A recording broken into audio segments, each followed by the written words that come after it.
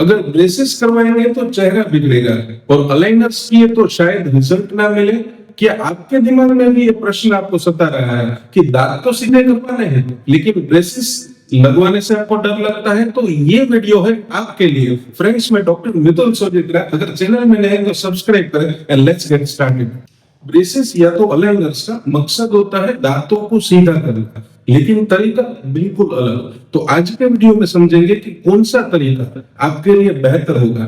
एक टॉपिक पे इसके पहले बात करते हैं कि प्रॉब्लम स्टेटमेंट, यानी कि अक्सर लोगों को कौन सी वो प्रॉब्लम रहती है कि जिसकी वजह से ये ट्रीटमेंट प्रेफर करते हैं।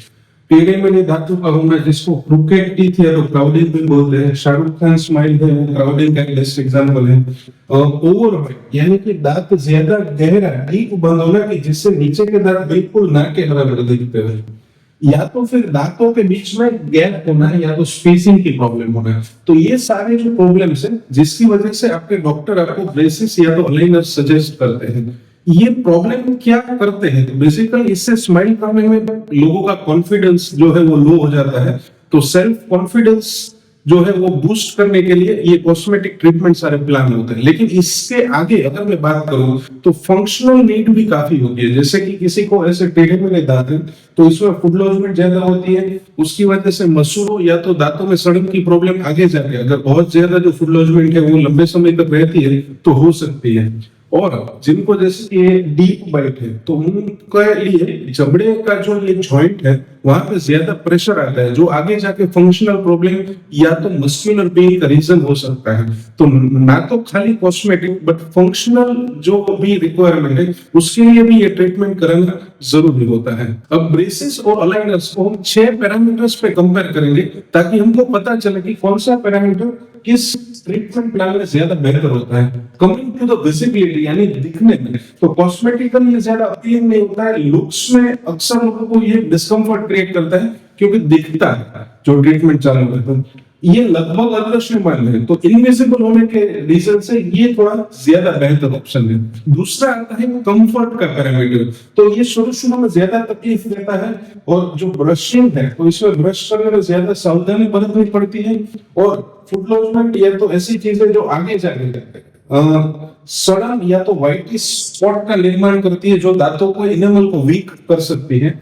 यहाँ पे ब्रशिंग या तो खाना चबाने में कोई दिक्कत नहीं होती क्योंकि ये इसके टाइम पे हम अलाइनर्स को रिमूव करवाते हैं तो पेशेंट को ज्यादा डिस्कम्फर्ट का सामना नहीं करना पड़ता है।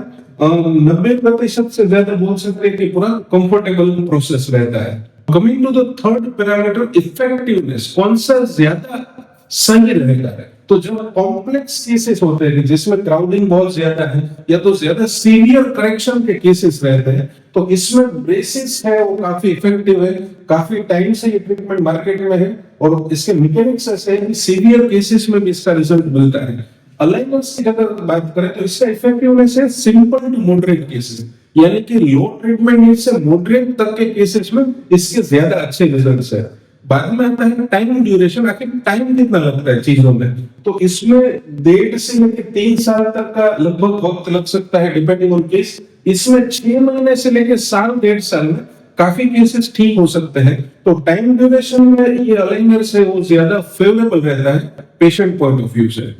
अब coming to the removable parameter number 5, तो ये फिक्स रहता है, पेशेंट से निकलता नहीं है घर पे, इसको हम रिमूव कर सकते हैं। अब इसका फायदा क्या होता है कि जो चीज रिमूवेबल है तो खाना खाने के टाइम पे या तो कुछ भी ड्रिंक चाय कॉफी लेने के टाइम पे, ब्रश करने के टाइम पे आप इसको निकाल सकते हैं।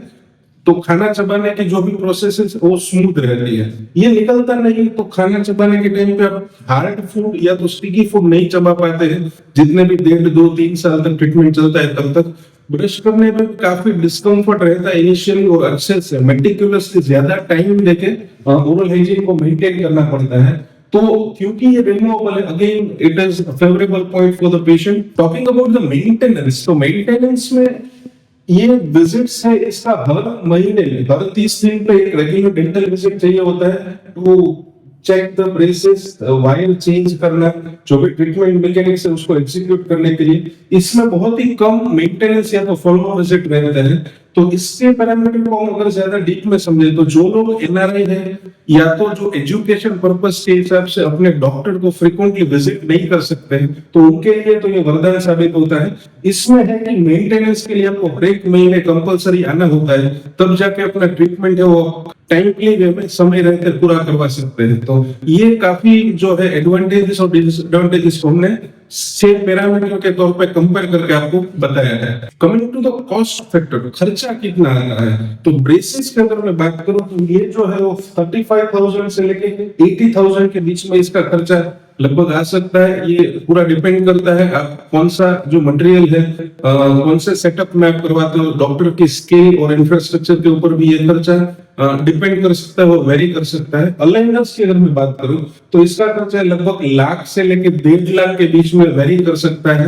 अगेन डिपेंडिंग ऑन आप कौन से ब्रांड का करवाते हैं, कहां पे करवाते हैं, इसके ऊपर ये वेरी कर सकता है। अब coming to the final verdict, कौन से केस में क्या ज्यादा कराना बेहतर होगा, अगर टीनेजर से किशोर अवस्था में या तो फिर जो कॉम्प्लेक्स केसेस है जिसमें ज्यादा सीवियर केस है और जो है ट्रीटमेंट मैकेनिक्स की बहुत ज्यादा जरूरत पड़ती है, तो ये लोगों के लिए जो है वो ब्रेसेस का ट्रीटमेंट ज्यादा बेहतर रहता है। कमिंग टू द अलाइनर्स, तो अलाइनर्स है वो एडल्ट्स है या तो वर्किंग प्रोफेशनल्स है या तो एनआरआई पेशेंट है जो कनाडा अमेरिका से रेगुलर तौर पे फॉलोअप विजिट के लिए नहीं आ सकते हैं, तो ये सारे केसेस में अलाइनर्स, लेकिन ट्रीटमेंट नीड इसमें सिंपल टू मॉडरेट केस तक ट्रीट कर सकते हैं, तो अलाइनर्स इन लोगों के लिए बहुत ज्यादा फेवरेबल ऑप्शन होता है। फ्रेंड्स, आपको कौन सा ट्रीटमेंट ऑप्शन ज्यादा सही लगता है, कमेंट करके मुझे अवश्य बताएं। आपके हर कमेंट्स में पर्सनली पढ़ता हूं, और चैनल में नए हैं तो सब्सक्राइब जरूर करें। डेंटल और ओरल हेल्थ से जुड़ी इंपॉर्टेंट इंफॉर्मेशन हम आप तक पहुंचाते रहते हैं। This is doctor Mitul सोजिंद्रा